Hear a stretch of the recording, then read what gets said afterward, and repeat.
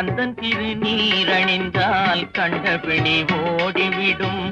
குந்தகங்கள் மாறி இன்பம் குடும்பத்தை நாடி வரும். கந்தன் திருநீரணிந்தால் கண்டபிணி ஓடிவிடும்.